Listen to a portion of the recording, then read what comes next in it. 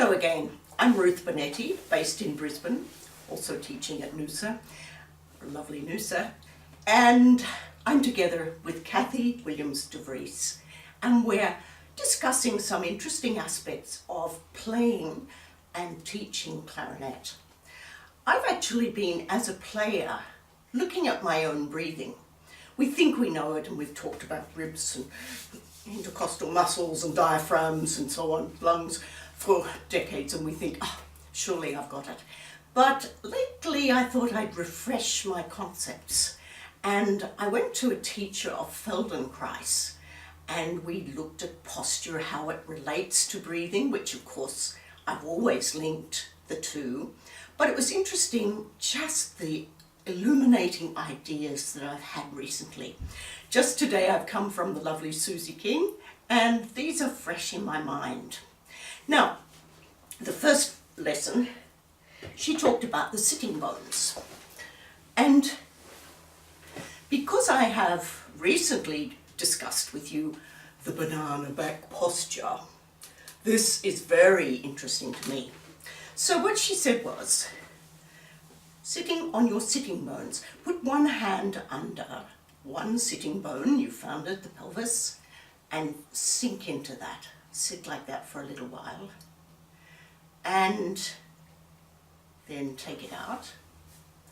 Other hand on other sitting bone, under other sitting bone. Sit like that for a while, take it out, and now just sit. And we notice, I hope you did too, how it's natural to be upright. And that lengthens the spine, which Kathy's laughing about. What's there? Have I talked with you about posture in the past? No, it's just that I'm if you look at the way I'm sitting, classic classic banana back. But the interesting thing was that I said, but actually my natural habitat is to sort of slump when I'm reading a book or something. And she said, well, no, that's all right, because folding in is a comforting thing to do. Oh, I like that. So we'd worked on that as a sort of relaxing and almost fetal exercise of folding in and then coming back up again. And she called it a rejuvenation exercise, and I did like that, anything that's not hard work. So then I didn't find that I was relating to my pelvis as far as my own breathing is concerned. And this has gone back to an incident when I was at the pinnacle of my career and somebody lobbed a verbal grenade into my solar plexus as I floated out afterwards through the hall, having just played the Copland Concerto with the Queensland Symphony Orchestra and won the major competition of the time. I actually wrote that up in my book, Midnight Sun to Southern Cross, and reflected on how much that impacted on me, because as I discussed with Susie, probably I have not been using my pelvis in the equation ever since that lob to the solar plexus. Interesting. That's another topic there we could talk about sometime, is how words can affect players and students. I do have a book about teaching, Sounds and Souls, How Music Teachers Change Lives, and don't we? And that's YouTube, that's on, Sounds and Souls is available online, on Amazon, etc., and on my website, ruthbonetti.com. But back to our sitting bones. Because my pelvis has not been, I know about core stability, but I haven't really integrated it. And I think quite a lot of people have that same problem. We talk about the upper part, diaphragm, ribs, muscles, intercostals. And what I'm playing with now is rather fun. It's putting a scarf around that area so that I'm aware of it. And I'm going to do this with students. The first lesson after my first Feldenkrais session, I immediately, of course, had all my students on their sitting bones, didn't I? So when I take a breath, conscious of this whole area, in fact, I find that I'm more responding to this whole area, not just up above the belt, so to speak. So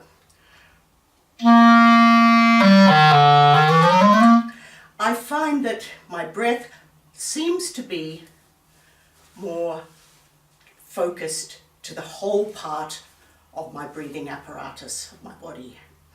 And she made the interesting point that we have two wings where the diaphragm comes down and meets with the psoas muscle, and that this is a crucial area that we need to be connecting with.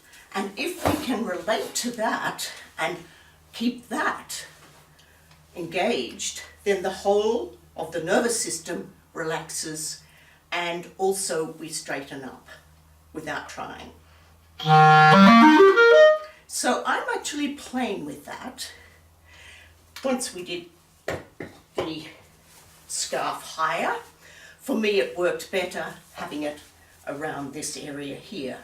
But even if for the moment, when you go to sit on your sitting bones, and then I fall down a little bit. Now I was resisting that because, oh, I don't want to do banana back like my students. But actually, when I fall down a little bit, that is more comfortable and more relaxed, and the breathing works fine, deeper. And, oh, actually, I think that was a better sound, Kathy. Yes. So play around with that. I'll be telling you more as I learn about it. And I look forward to sharing my journey, because we can play for decades and we can teach for decades, but we never stop learning and engaging and working out how to use our body for the best advantage to produce the most beautiful sound, and without stress. Wow, what a good idea, less pressure. I'm up for that. So thank you for listening, and do send any suggestions you have and engage with us, and check my website ruthbonetti.com for details about my book, where I tell the rather ghastly story of how one sentence impacted on my solar plexus, my breathing, my diaphragm, and everything else. And when we are teaching, I know there are times when we're so frustrated, and we sometimes wonder that a student could take 18 months and still not know that that is E. Oh dear. Maybe they should go and play percussion. And so whenever we are frustrated by things like that, just remember back to the times when we struggled as well, and encourage. That means give courage. Thank you for listening. Bye.